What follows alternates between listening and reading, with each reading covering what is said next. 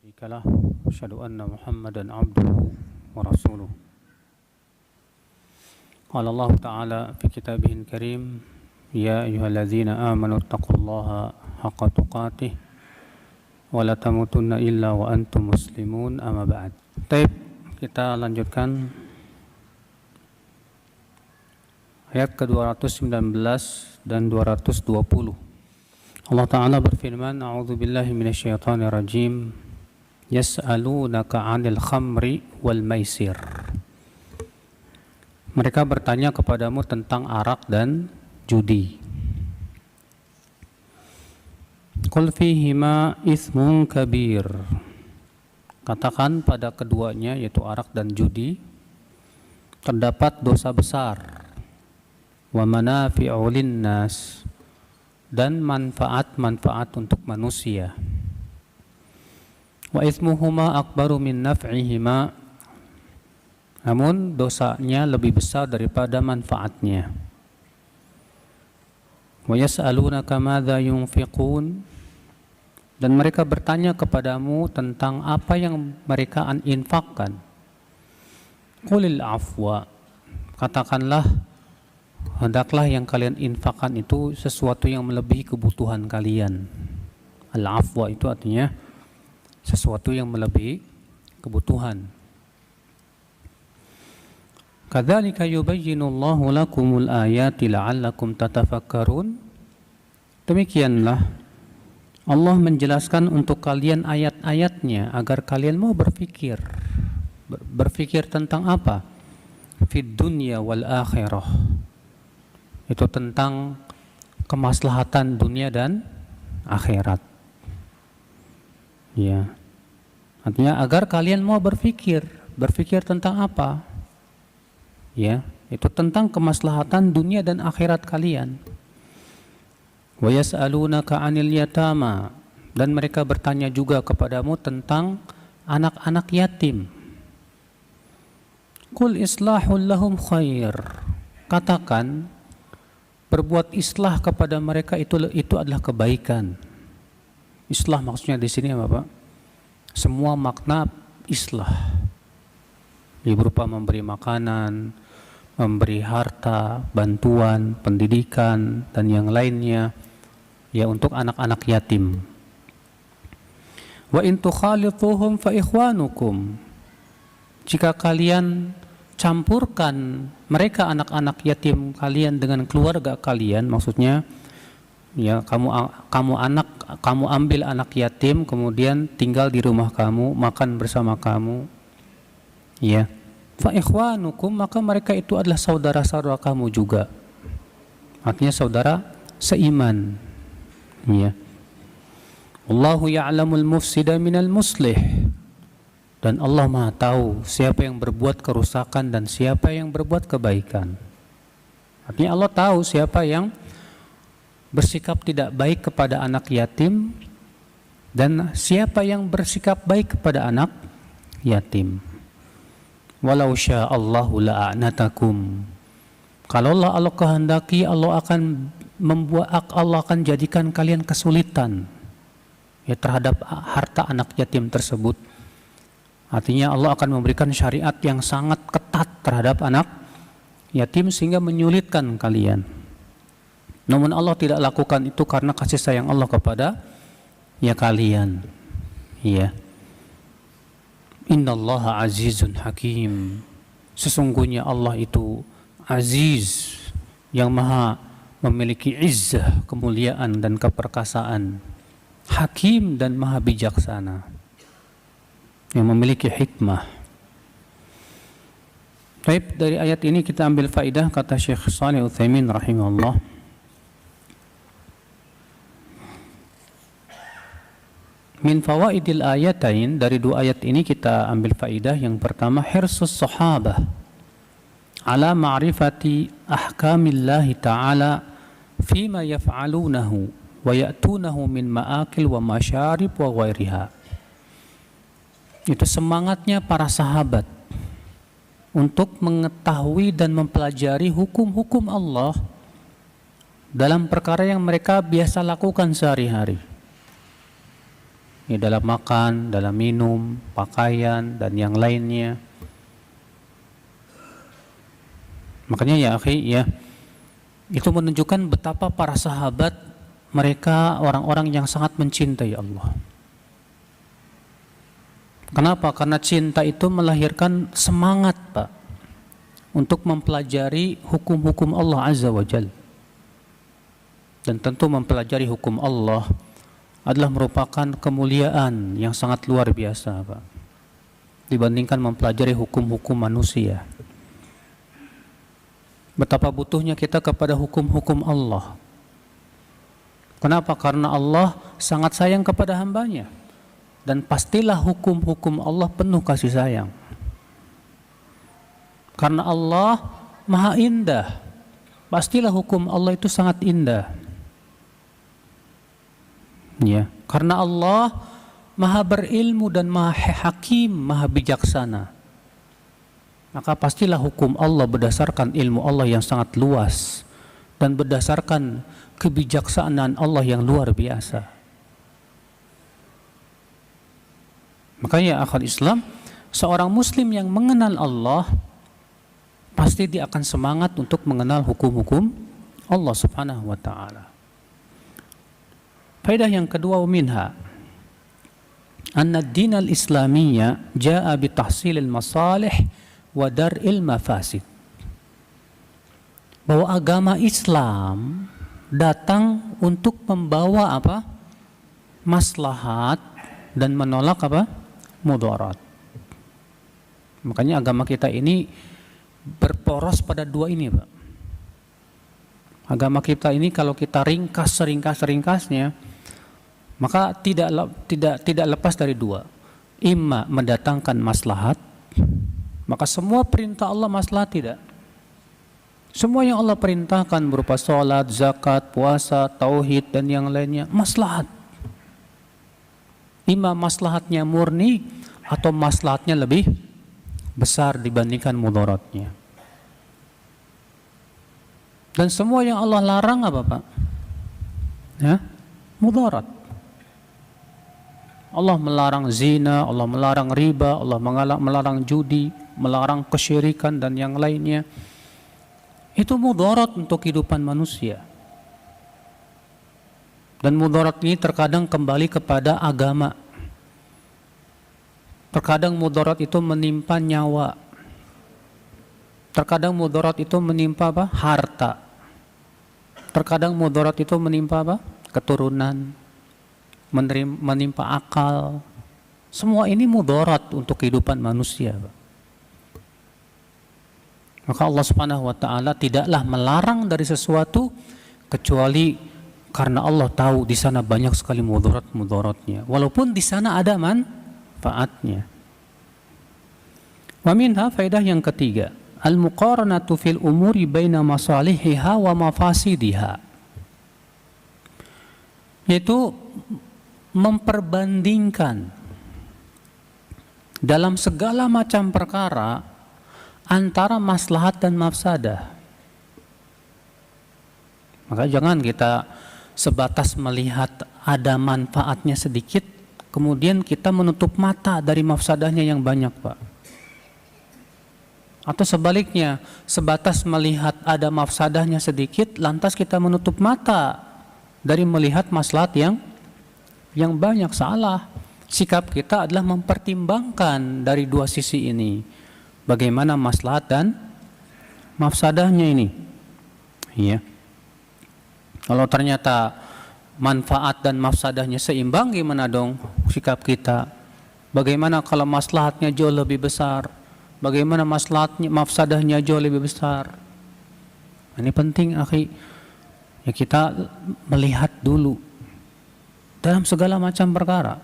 Apalagi kita mau mengambil sikap, mau berkomentar, ya, mau bergaul, mau makan, bahkan kita mau makan.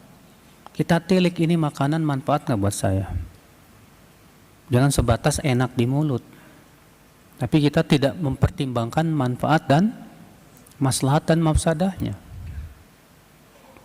Ya, makanya kita biasakan seperti itu. Selalu untuk menimbang maslahat dan mafsadah. Antum misalnya mau buka Facebook, mau install, pengen masuk ke dalam dunia FB. Coba antum pelajari dulu kira-kira maslahat nggak buat antum. Kira-kira kalau ada maslahatnya, coba kita lihat lagi ada nggak mafsadahnya. Kalau ada mafsadah dan maslahatnya, coba kita timbang mana yang lebih besar. Antum misalnya akhal Islam azani Allah wa yakum, ya, mau membeli sesuatu. Sebelum antum membeli sesuatu, kita lihat dulu. Bukan hanya sebatas, oh saya selera ini barangnya, saya suka ini. Tapi kita pikirkan kira-kira kalau saya beli barang ini, apa manfaatnya buat saya, buat agama saya, buat dunia saya. Kalau ada manfaatnya, alhamdulillah. Coba kita lihat lagi, ada nggak mudaratnya buat saya, buat akhirat saya terutama. Ini akhi, ya, biasakanlah kita menjadi hamba yang selalu mempertimbangkan antara maslahat dan mafsadah. Faedah yang keempat, wa minha tarjihul masalih 'ala al-mafasid awil mafasid 'ala al-masalih hasba ma yatarattab 'alaiha. Yaitu mentarjih maslahat di atas mafsadah dan mafsadah di atas maslahat. Ini sudah kita bahas tadi sebelumnya, sama sebetulnya. Artinya kita berusaha akhi untuk mentarjih, melihat mana yang paling rajih, mana yang paling kuat dalam masalah ini. Iya. Jangan sampai sikap kita hanya berdasarkan syahwat, Pak. Hanya karena kita selera dengan sesuatu, selesai, langsung kita beli, langsung kita lakukan tanpa berpikir ini mudarat apa enggak buat saya, manfaat enggak buat saya. Ya, makanya orang mukmin itu Pak, akalnya jauh Pak ke depan melihat. Adapun orang yang akalnya pendek biasanya kalah oleh apa? Syahwat. Syahwat itu selalu menutupi apa? Akal, sehingga dia nggak bisa berpikir. Antum lihat aja kalau ada pemuda sedang jatuh cintrong sama awewe, akhwat, akalnya pendek. Dia menganggap ini akhwat wanita terbaik sudah di dunia. Kenapa? Karena tertutup akalnya oleh rasa cinta itu, oleh syahwat itu. Ya. Demikian pula yang bisa membuat akal kita tidak bisa berpikir apa? Ketakutan dan kekhawatiran yang luar biasa. Antum kalau sedang khawatir banget, biasanya ketakutan yang luar biasa itu akal kita pendek sudah. Ya kan? Ketika kita takut miskin, akal kita pendek itu. Ketika kita ditakut-takutin terus dengan berita-berita yang menakutkan. Misalnya kalau kita ditakut-takutin terus muncul rasa khawatir, tidak Pak? Kekhawatiran itu akan tumbuh semakin besar. Orang kalau kekhawatirannya besar, akalnya pendek Pak. Dia nggak bisa berpikir dengan jernih, nggak bisa. Orang yang sedang sangat gembira, orang yang sedang sangat sedih, semua yang sifatnya emosi itu seringkali menutup akal. Orang yang sangat marah tertutup akalnya, nggak bisa berpikir dengan apa? Jernih. Makanya para ulama melarang untuk kita berbicara saat apa? Marah. Iya, bahaya karena yang akan keluar nanti emosi. Nah ini akal Islam. Makanya untuk membandingkan antara maslahat dan mafsadah itu membutuhkan apa? Pertama, akal yang jauh melihat ke depan. Yang kedua, keilmuan yang cukup untuk bisa menimbang mana maslahat dan mana apa? Mafsadah. Ya tentu kita juga bisa musyawarah, bertanya dengan orang-orang yang punya pengalaman dan yang lainnya. Wa minha faidah yang kelima. Annahu mahma kathratil manafi'u fil khamri wal maisir fa innal ithma akbar min naf'ihi min manafi'ihima. Bahwa walaupun dalam arak dan judi itu banyak manfaatnya, karena Allah menyebutkan di situ manfaatnya dengan sigot muntahal jumu. Wa manafi'u linnas. Berarti itu menunjukkan manfaatnya bukan cuma 1 2, Pak. Lumayan banyak. Iya. Namun apa yang terjadi? Jangan melihat kepada adanya apa? Beberapa manfaat tersebut. Tapi lihat dong sisi yang lain. Allah mengatakan apa? Dan dosanya lebih besar dari apa? Manfaatnya. Dan dosanya lebih besar dari manfaatnya. Sekarang kita kiaskanlah rokok. Buat para pecandu rokok susah, Pak, untuk menilai, Pak. Ya tidak. Orang kalau udah candu rokok, untuk mengatakan haram berat. Kenapa? Karena ini masalahnya berhubungan syahwat, Mas. Kalau hubungannya dengan syahwat, apalagi yang mengeluarkan fatwanya ternyata perokok, kolas. Ya. Saudaraku sekalian, tapi kalau orang mau berpikir dengan jernih, coba timbang mana sih yang lebih besar manfaatnya atau mudaratnya dari rokok tersebut. Semua para ahli kesehatan, para dokter sepakat bahwa rokok itu apa? Berbahaya. Bahkan tulisannya jelas kok di kotaknya. Rokok membunuhmu. Tuh lihat. Kalau dulu kan masih halus, rokok bisa menimbulkan apa? Kanker, impotensi. Kalau sekarang udah terang-terangan, rokok membunuhmu. Kelas. Iya. Tapi masalahnya, Pak, sekali lagi akal kita seringkali tertutup, Pak. Tidak bisa berpikir dengan cerdas dan jernih. Kenapa? Karena kalah oleh syahwat. Iya. Ikhwatul Islam, azani Allah wa iyyakum. Wa minha faedah yang keenam. Hirsus sahabah ala ma'rifati ma yubdhal wa yunfaq. Semangat para sahabat untuk mengenal dan mengetahui apa saja yang bisa diinfakkan dan bagaimana cara berinfak. Masya Allah, para sahabat itu semangat banget ya untuk bersedekah, itu luar biasa, Pak. Sampai-sampai di antara sahabat hanya ingin bisa bersedekah pergi ke pasar jadi kuli, Pak. Dalam riwayat begitu. Hanya karena pengen bisa bersedekah, pergi dia ke pasar jadi kuli. Dapat upah, diinfakkan. Subhanallah. Bahkan dalam surat At-Taubah Allah mengisahkan tentang sahabat yang menangis gara-gara dia nggak bisa sedekah. Masya Allah. Sementara kita ya terkadang banyak kelebihan harta, tapi ya subhanallah hati kita dililit oleh apa? Ya kebakhilan itu. Ya, nasallallahu salamata wal afiyah. Maka para sahabat suri tauladan kita. Mereka semangat sekali. Makanya Allah mengatakan wa yas'alunaka madza yunfiqun. Mereka bertanya kepadamu apa yang bisa diinfakkan. Ya, maka dari itu kita pun juga semangatlah, Pak, untuk sedekah, untuk infak. Demi Allah, sedekah, infak itu tidak mengurangi harta kita. Rasulullah yang mengatakan begitu. Wala tunqisu shadaqatun min mal. Sedekah itu tidak akan mengurangi harta. Faedah selanjutnya wa minha annal afdal fil infaq an yunfiqal insanu ma yazidu ala hajatihi.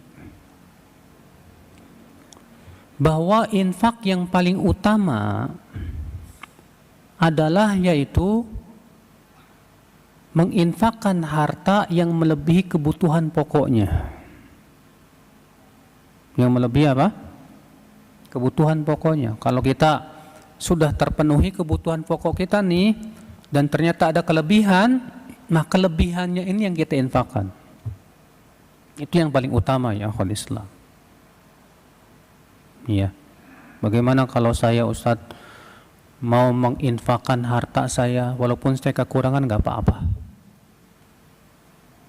boleh saja kalau memang akidah kamu kuat dan kamu setelah itu tidak minta-minta kepada manusia.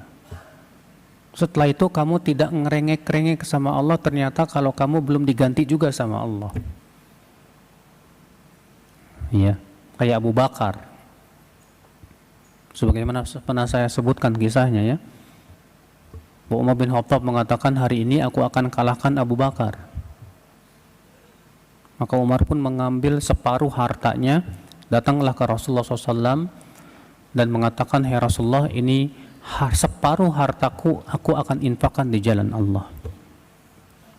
Saat itu Umar yakin banget bisa mengalahkan Abu Bakar.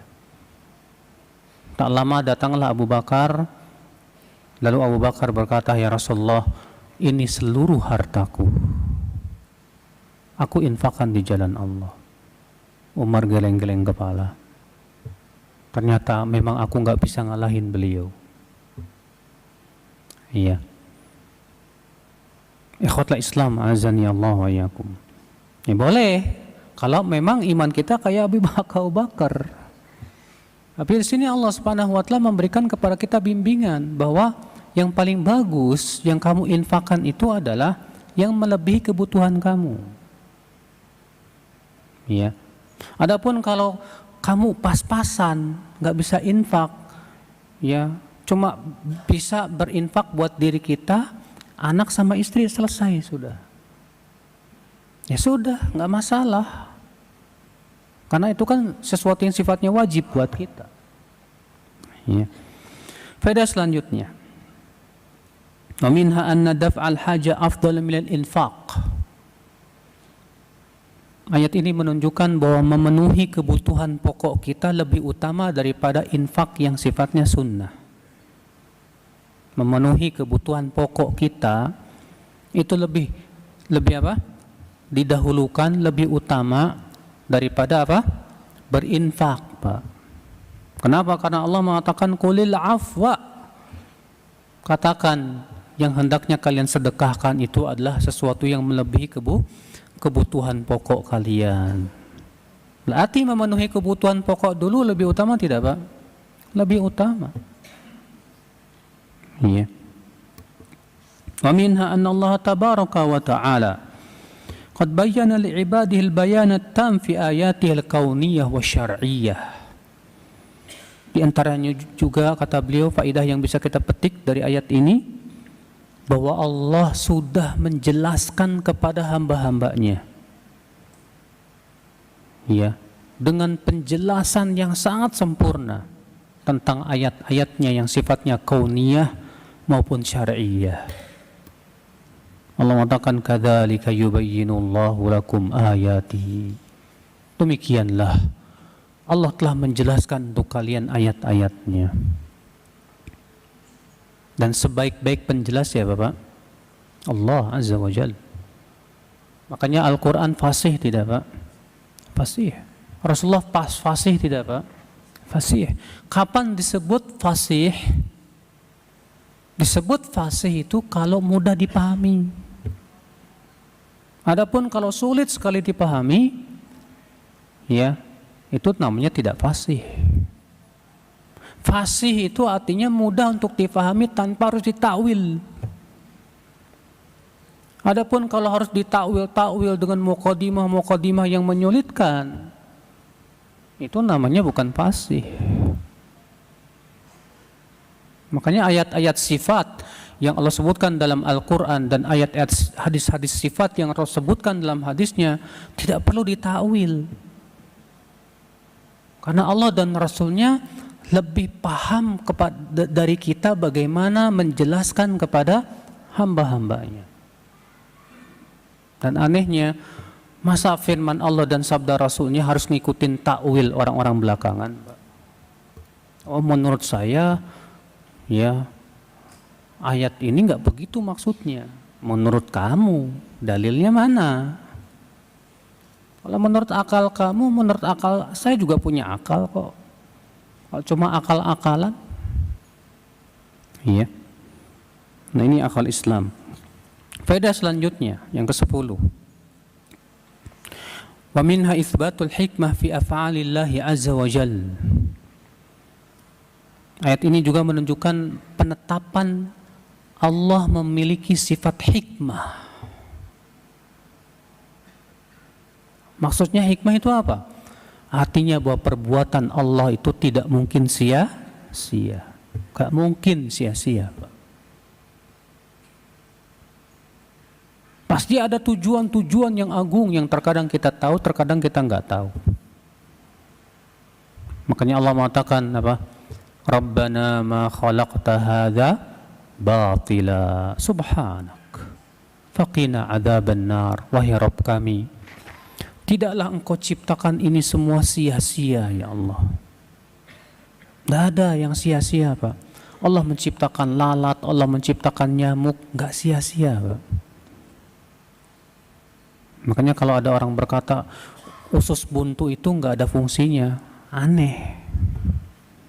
Kita katakan entengnya aja belum nemuin.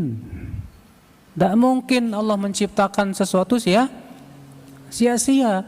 Kalau kamu belum menemukannya, jangan bilang nggak ada. Bilang belum ditemukan. Tidak mungkin Allah menciptakan anggota tubuh kita ini apa? Sia-sia, semua ada manfaatnya. Pasti itu. Allah menciptakan adanya belatung yang kita anggap hina. Ada.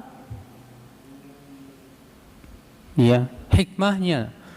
Namun ada yang Allah beritahu kepada kita, ada yang tidak dikasih tahu, hanya Allah yang Maha Tahu. Yang jelas perbuatan Allah nggak mungkin sia-sia. Di baliknya pasti ada hikmah-hikmah yang sangat luar biasa. Demikian pula dalam pensyariatan. Semua syariat Allah penuh hikmah, Pak. Ya. Dan tidak mungkin sebatas itu kesia-siaan. Faedah yang selanjutnya yang ke-11. Al-hathu 'ala tafakkur fi ayatillah. Anjuran untuk berfikir dan memikirkan tentang ayat-ayat Allah. Jadi, Pak, ayat Al-Quran itu menyuruh kita itu berpikirnya yang positif gitu loh, Pak. Sayang banget nih kita punya otak, punya pikiran, mikirannya cuma yang gak ada manfaatnya. Sayang banget. Antum mikirin gimana caranya ya supaya saya bisa membuat gol dalam sepak bola yang banyak misalnya. Pikirannya itu toh tidak ada manfaatnya. Allah ciptakan akal kamu tuh bukan untuk itu, Mas. Tapi Allah ciptakan akal kamu untuk berpikir untuk maslahat dunia dan akhirat. Di antaranya juga untuk memahami ayat-ayat Allah Azza wa Jalla. Ada orang pikirannya gimana supaya badan saya kekar, ya, berotot, ya, pikirannya ke situ aja. Ada lagi pikirannya gimana saya bisa kawin lagi. Gak usah dipikirin tuh mah, Pak, dipraktekin. Ya. Ada orang pikirannya kuliner aja. Ada orang pikirannya sesuatu yang sifatnya itu bukan tujuan penciptaan hidup manusia, dan bukan pula tujuan Allah menciptakan akal dan otak kita. Sayang banget. Makanya Allah Subhanahu wa taala menyuruh untuk berpikir tentang apa? Tentang ayat-ayatnya, tentang kemaslahatan dunia dan akhirat kita, tentang sesuatu yang sifatnya mulia. Berpikir bagaimana saya bisa memperbaiki sholat saya, berpikir bagaimana saya bisa menguasai ya ilmu waris misalnya. Gunakan ayat-ayat otak kita untuk memahami fikih muamalah misalnya. Gunakan akal kita untuk memahami ya ilmu-ilmu dunia juga yang memang manfaat dan maslahat untuk kehidupan manusia, misalnya tentang teknologi canggih yang kita memang mampu ya untuk mempelajarinya, kemudian digunakan untuk kemaslahatan kaum muslimin misalnya. Nah ini saudaraku sekalian, Itu yang dianjurkan oleh Islam untuk berfikir. Allah mengatakan, Inna fi khalqis samawati wal ardi wa ikhtilafil laili wan nahar laayatin liulil albab. Sesungguhnya dalam penciptaan langit dan bumi, pergantian siang dan malam, sungguh semua itu terdapat tanda-tanda kebesaran Allah bagi ulil albab, orang yang mau berpikir. Siapa mereka? Alladzina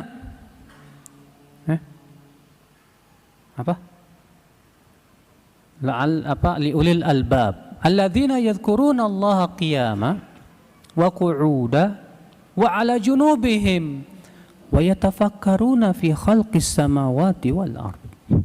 Itu mereka yang senantiasa mengingat Allah. Digunakan pikirannya juga untuk mengingat Allah saat ia berdiri, saat ia duduk, saat ia berbaring, dan ia pun memikirkan tentang penciptaan langit dan bumi. Masya Allah ya akhal Islam. Ketika kita melihat pemandangan yang indah, jangan sebatas menikmati. Wah, indah ya, percuma. Tapi berpikir, ini penciptanya pasti indah. Ketika kita melihat pemandangan yang indah, harusnya kita merasakan keindahan Allah, Pak. Merasakan keindahan syariatnya. Ketika antum melihat semut misalnya, jangan sebatas ngeliatin aja, apa sih ngapain semut, tapi pikirkan supaya menambah keimanan. Ini semut kok nggak pernah diam ya, 24 jam gerak terus sana sini, sana sini, sana sini, sana sini. Ya, bayangkan kalau saya manusia suruh kerja kayak semut, terus saja 24 jam nggak pernah diam, mampu saya? Ternyata semut walaupun kecil tenaganya lebih kuat dari manusia. Ya. Tidak ada Pak, semut kerjaannya nyantai, ngopi gitu, ngobrol. Tidak ada. Semut Masya Allah pekerja keras semua Pak. Coba kita pikirkan baik-baik. Ketika melihat rayap itu kok bisa bikin rumah miring begini, cuma pakai ludahnya doang. Coba antum bikin pakai ludah antum, bikin rumah kayak gitu, mana bisa?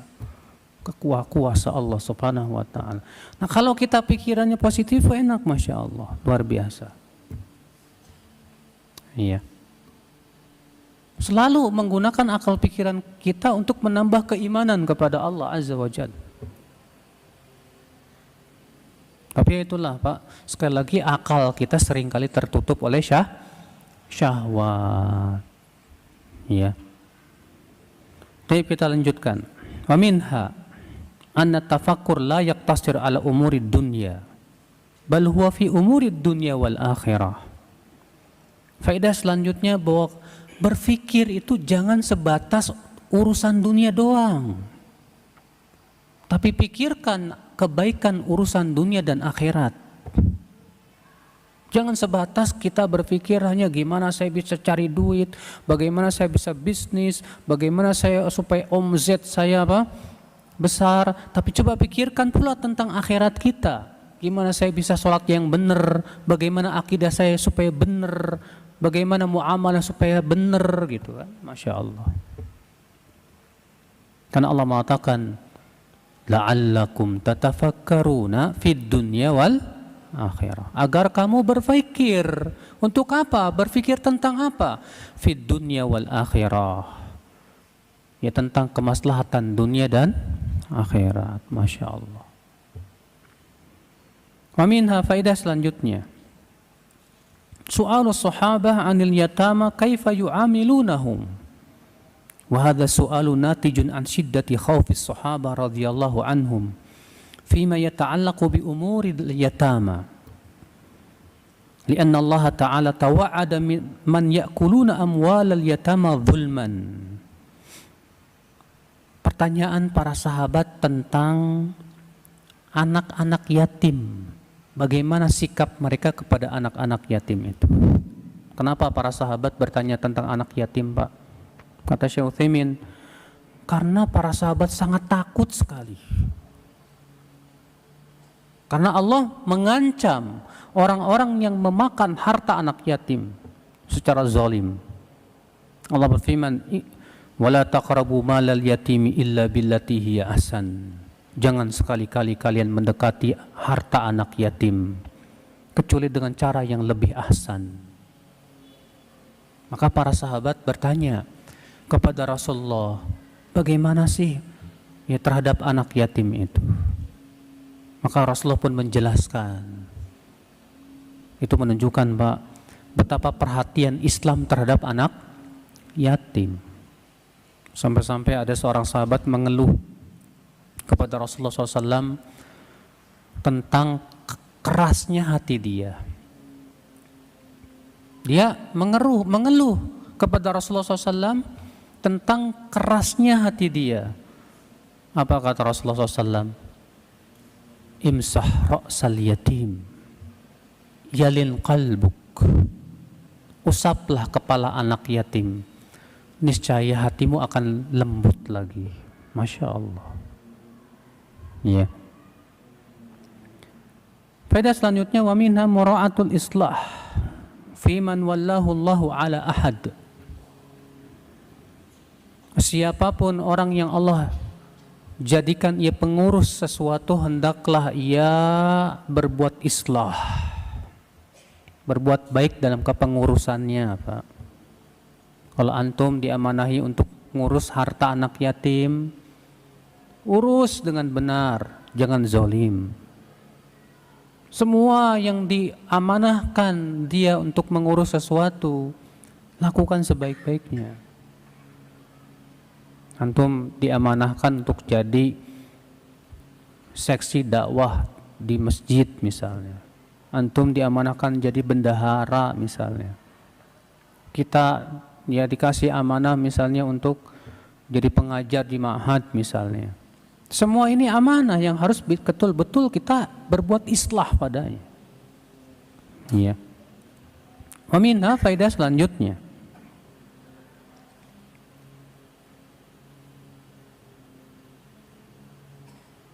Fadilatul islah fil wilayat. Keutamaan berbuat islah di dalam pengurusan harta anak yatim.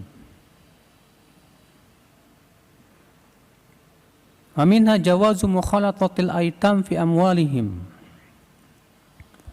Ayat ini juga menunjukkan bolehnya mencampurkan harta anak yatim dengan harta kita, selama kita tidak memakan harta anak yatim dengan zolim. Adapun kalau kita mengambil harta anak yatim sebatas kebutuhan, karena kita butuh tanpa menzolimi harta anak yatim, nggak masalah. Iya. Wa minha faedah selanjutnya, itlaqul akh ala man huwa dunah. Boleh menamai ya sesama muslim sebagai saudara. Karena Allah mengatakan bahwasanya anak-anak yatim itu adalah saudara kamu juga. Wa in tukhalituhum fa ikhwanukum. Ya. Maka memutlakkan kata akh kepada orang yang lebih rendah darinya itu boleh. Karena mereka saudara-saudara kita, anak-anak yatim saudara-saudara kita juga. Maka kalau kita menganggap dia saudara, apa yang kita lakukan, Pak? Kalau kita menganggap dia saudara, pasti kita berusaha berbuat baik. Tapi kalau kita menganggap dia orang lain, ya seenak-enaknya biasanya. Makanya Rasulullah SAW mengatakan apa? Al-muslim akhul muslim. Muslim itu saudara muslim yang lain. Kenapa Rasulullah menyebutkan saudara? Agar faham, hai muslim, bahwasanya muslim yang lain itu saudara kamu. Dan kamu harus tahu apa saja hak-hak persaudaraan. Bagaimana sikap kamu yang benar terhadap saudaramu itu. Ya. Aminhat at-tahdhir minal ifsad. Faedah selanjutnya yaitu tahdzir dari berbuat kerusakan. Karena Allah mengatakan wallahu ya'lamul mufsida minal muslih. Allah mengetahui siapa yang berbuat kerusakan dan siapa yang berbuat islah. Karena Allah tahu, ingat, kamu yang berbuat kerusakan, Allah tahu perbuatan kamu. Maka Allah pun mampu untuk memberikan kepada kamu sanksi dan adabnya. Seakan-akan Allah mengancam demikian, Mbak. Iya. Wa minha itsbatul masyiati lillah. Faedah selanjutnya penetapan bahwa Allah punya sifat masyiah. Apa itu masyiah? Kehendak. Allah berfirman, walau sya'allahu la'a'natakum. Kalau Allah berkehendak, Allah akan membuat kalian susah. Berarti itu menunjukkan Allah punya kehendak, tidak Pak? Allah punya kehendak. Dan sudah kita pernah ketahui bahwa kehendak Allah ada dua macam. Apa saja? Kehendak kauniyah, qadariyah. Apa itu kehendak kauniyah qadariyah? Itu kehendak yang tidak berhubungan dengan cinta dan ridha Allah. Yang kedua, kehendak syar'iyah diniyah. Itu kehendak yang berhubungan dengan cinta dan ridha Allah. Kehendak kauniyah qadariyah contohnya apa? Allah menghendaki adanya maksiat, ya. Allah menghendaki adanya iblis, betul. Allah menghendaki adanya kesesatan, sahih. Tapi apakah Allah mencintai maksiat? Tidak. Apakah Allah mencintai kesesatan? Tidak. Apakah Allah mencintai iblis? Tidak. Kenapa Allah menciptakan itu semuanya? Karena ada hikmah-hikmah yang ada di belakang itu semua. Apa diantaranya? Untuk menguji manusia. Ya. Kehendak Allah yang sifatnya kauniyah apa? Qadariyah. Contoh kehendak Allah yang sifatnya apa? Syariah diniyah apa? Adanya ketaatan. Ya. Adanya ketaatan itu kehendak Allah yang sifatnya syariah diniyah. Kenapa? Karena Allah cinta kepada ketaatan. Dan tidak bertabrakan, Pak, antara masyiah kauniyah qadariyah dengan masyiah apa? Syariah diniyah. Allah menghendaki adanya maksiat, namun Allah memerintahkan kita untuk menjauhi apa? Maksiat. Bertemu padanya kedua kehendak tersebut. Makanya pada seorang mukmin bisa bertemu padanya dua kehendak tersebut. Kehendak kauniyah qadariyah dan kehendak syariah diniyah. Iya. Faedah selanjutnya ya akhal Islam wa minha anna ad-dina yusrun. Agama Islam ini mudah. Karena Allah mengatakan walau sya'allahu la'a'natakum. Kalau Allah berkehendak, Allah akan jadikan kalian susah. Tapi ternyata Allah tidak berkehendak demikian. Allah berfirman yuridullahu bikumul yusr wala yuridu bikumul usr. Allah menginginkan untuk kalian kemudahan dan tidak menginginkan untuk kalian apa? Kesulitan. Alhamdulillah. Allah berfirman wa ma ja'ala alaikum fid dini min haraj. Allah tidak menjadikan dalam agama kalian ini sesuatu yang menyusahkan. Tidak, alhamdulillah.